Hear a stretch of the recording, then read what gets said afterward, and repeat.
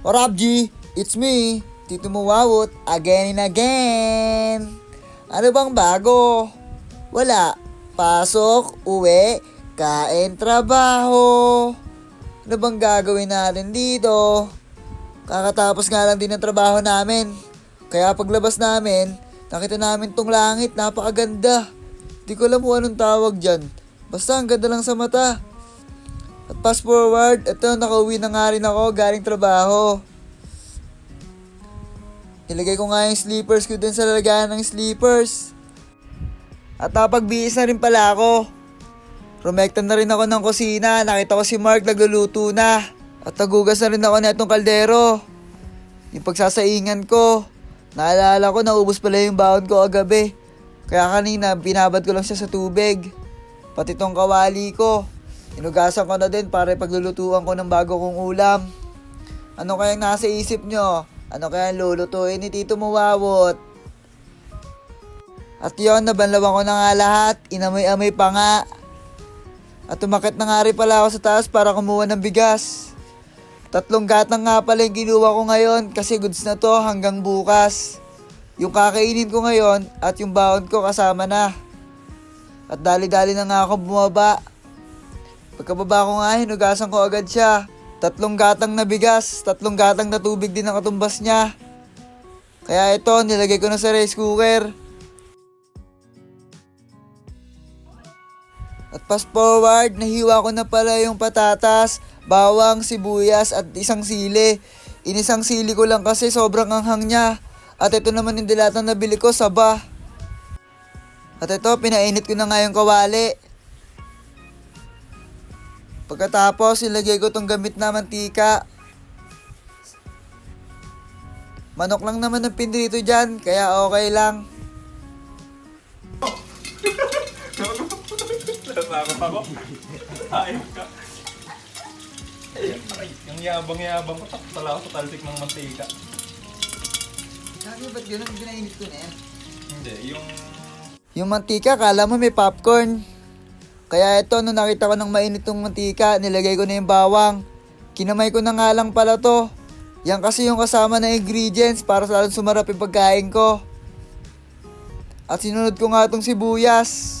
Kinamay ko na lang ulit to. Kilala mo naman, G. Megos na yan, G. At hinintay ko lang maging brown yung bawang. At minekos na lang ni Insan yan. Grabe na yan, Insan. Nilagay ko na nga rin pala yung patatas. Minekos na lang din yan. Pagkatapos minekos. Walang katapos ang mekos dito awat yan. At nilagyan ko na nga rin pala ng magic sarap. Onti lang yung magic sarap na pagkakalagay ko dyan. Talagang maliit lang yung daanan. Kaya nagmumukhang marami. At sinunod ko nga yung pamintang durog. Tapos minekos ko lang yan, Insan.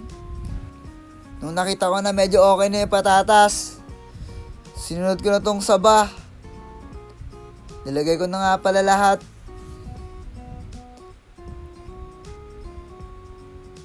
Sobrang solid din tong saba na to. At pagkatapos, sinurog-durog ko na yung saba. Hindi naman sobrang durog, kumbaga hiniwalay-walay ko lang ng onte. Pagkatapos, sinara ko na. At nung medyo okay na, nilagyan ko siya ng tubig. 1, 2, 2 lang para solid. Okay na din kasi yan kasi pag sinobrahan pa ako sa baba, baka wala na tong lasa. At hintayin ko na nga lang tumakulo. At yon, kumulo na nga. Tara, tikman natin to kung anong lasa. Sobrang init nga pala kaya hinipan ko muna. Suwabe, masarap.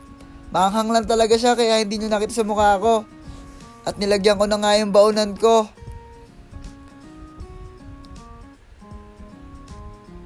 Baon for tomorrow. At ito naman ang ulam ko. At ito naman ang ulam ni Mark, adobong mantika. Ay, joke lang. Pero panalo yung pagkakaluto ni Mark sa adobo.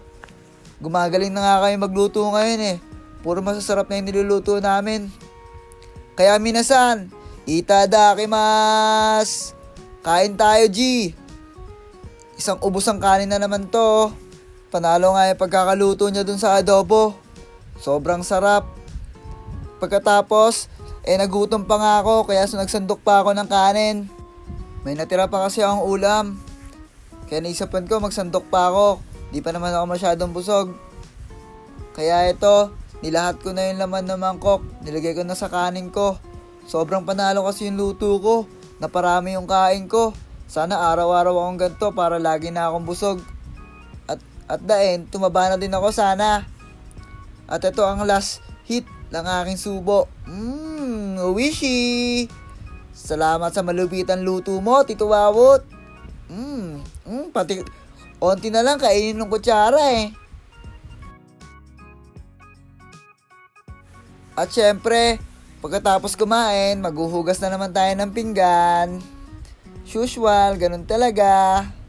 At pagkatapos ko nga maghugas ng pinggan naghilamos na rin ako agad.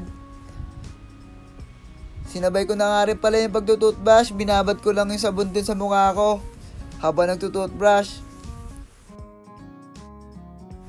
Fast forward, nagbihis na nga rin pala ako dito at nag-vacuum ako saglit. Medyo madumi na rin kasi yung inaapakan ko, kaya naisipan ko, vacuum na rin to. At pagkatapos, inayos ko na nga rin yung hihigaan ko. Nilagyan ko nga para ito ng sapin.